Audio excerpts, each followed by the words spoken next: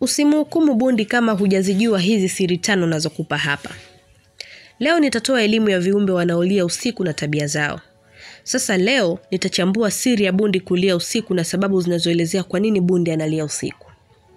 Bundi ni ndege wa usiku. Yaani ni miongoni mwa viumbe wanaoamka na kuwa hai usiku.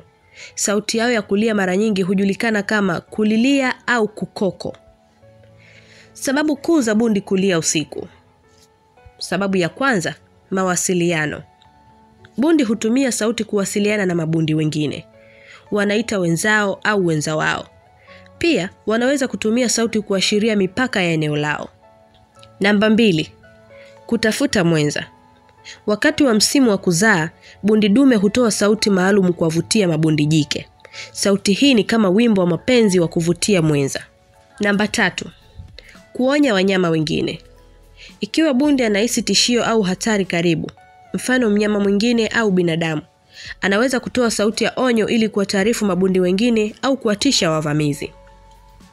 Namba 4. Maumbile yao yanawaruhusu kuwa hai usiku. Macho yao makubwa yanawaruhusu kuona vizuri usiku. Masikio yao makali yanawasaidia kusikia mawindo yao wakiyawinda usiku. Hali hii huwafanya waishi maisha ya usiku na tabia yao ya kulia usiku ni sehemu ya maisha yao. Namba 5. Kulinda eneo lao. Bundi ni viumbe wanaopenda kuwa na maeneo yao. Wanalia ili kuonesha kuwa eneo fulani ni lao na kuzuia mabundi wengine kuingia. Ndiyo, katika jamii nyingi haswa Afrika, bundi huchukuliwa kuwa ishara ya jambo fulani baya. Mfano huaminika kuleta kifo, balaa au laana. Wengine huamini kuwa ni viumbe wa kichawi, husiano na ushirikina. Lakini kisayansi, bundi ni ndege wa kawaida tu wa usiku, mwenye maisha yake ya asili yasiyo na uchawi wowote. Bundi hulia usiku kwa sababu ni wakati wao wa kuwa hai.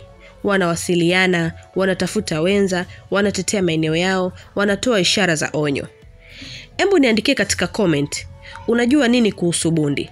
Usisahau kusubscribe, kulike, pamoja na kushare kwa maendelezo zaidi.